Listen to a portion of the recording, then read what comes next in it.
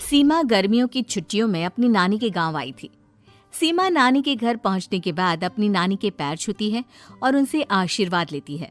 तभी उसकी नानी उससे कहती है, इतनी बड़ी हो गई मेरी सीमा, चल जल्दी से हाथ मुंह धो ले, मैं तेरे लिए खाना लगा देती हूँ। भूख लगी होगी ना? हाँ नानी, भूख तो लग रही है मुझे, आपके हाथ के बने हुए पीले दाल और चावल खाने की। कितना टाइम हो गया है मुझे आपके हाथ का बना हुआ दाल चावल खाए हुए। तू तो नौकरी में व्यस्त थी, तो तुझे कहाँ से टाइम मिलेगा अपनी नानी के लिए? और जब इतने टाइम बाद आई है तो ज्यादा टाइम के लिए रुक कर जाएगी तू। हाँ हाँ नानी, इस बार पूरे 2 महीने के लिए आई हूँ। सीमा की नानी अंदर जाकर उसके लिए खाना बनाने लगती है। सीमा कमरे में अकेली होती है। तभी उसे किसी औरत के रोने की आवाज सुनाई देती है। वो कभी खिड़की से बाहर झांकती है तो कभी दरवाजे से बाहर झांकती है। उसे समझ में नहीं आ रहा होता है कि आखिर रो कौन रहा है। तभी नानी खाना लेकर आ जाती है। वो अपनी नानी से कहती है, नानी, कोई औरत रो रही है क्या? मैं जब से यहाँ आई हूँ तब से मुझे यहाँ किसी औरत की रोने की आवाज आ रही है। हे भगवान, कहीं ये वही तो नहीं? बोलो ना नानी।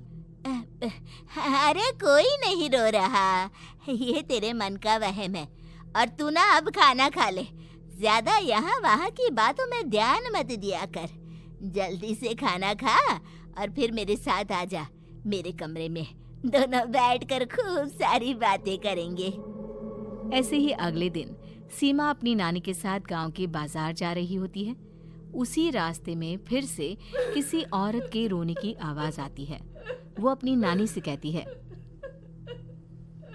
अरे नानी, क्या सच में तुम्हें अभी भी किसी औरत की रोने की आवाज नहीं सुनाई दे रही? मुझे किसी औरत की बहुत बुरी तरीके से रोने और चीखने की आवाजें आ रही हैं।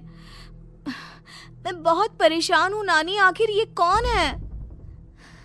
मुझे लगता है कि सीमा को शहर भेज देना चाहिए, यहाँ रहना उसके लिए ठीक नहीं।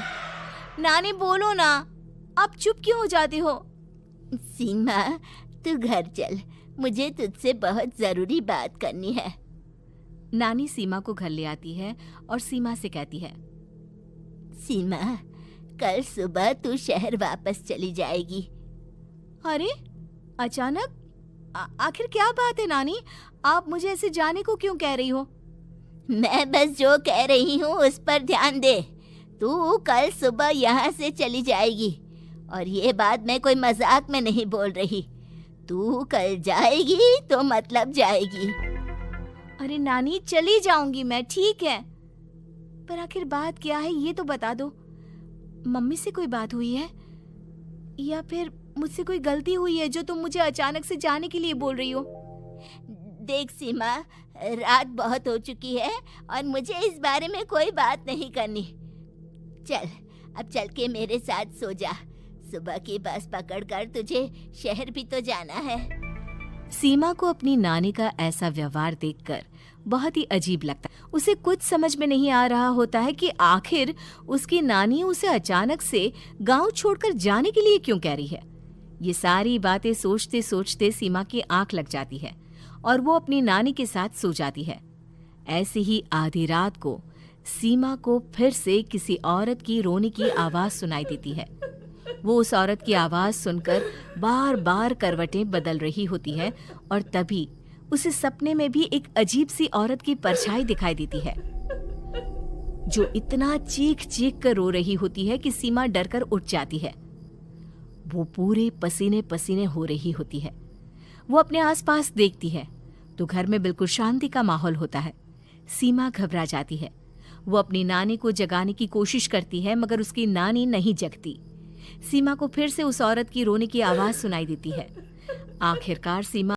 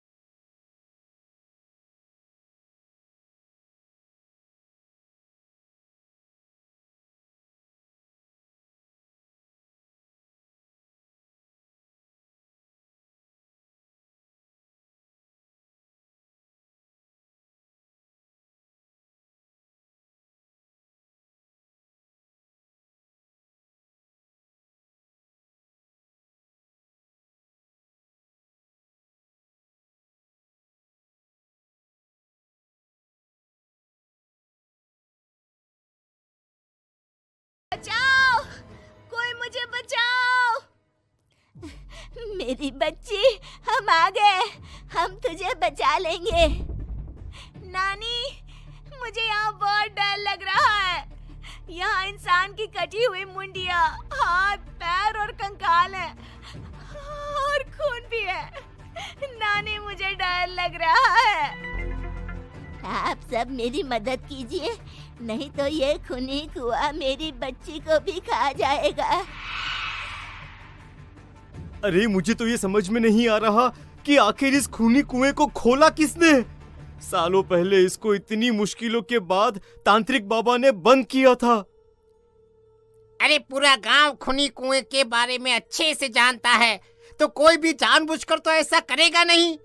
मतलब किसी ने अनजाने में इसे खोल दिया है भैया।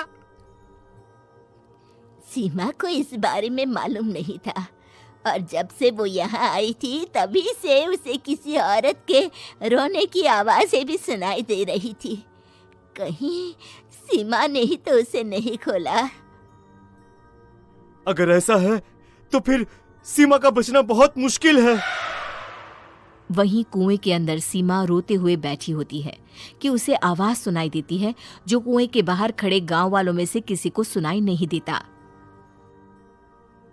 आज सालों के बाद मुझे ताजा खून मिलेगा। तेरा खून पीकर आज मैं अपनी प्यास बुझाऊंगा।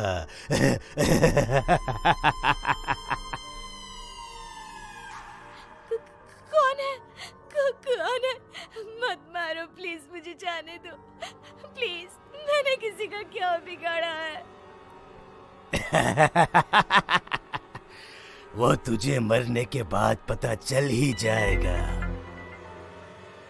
जितने में गांव वाले और सीमा की नानी कुछ सोच पाते, उतने में उन्हें सीमा के चिल्लाने की आवाज आती है और अगले ही पल सब शांत हो जाता है। क्या हुआ? सीमा, मेरी बेटी।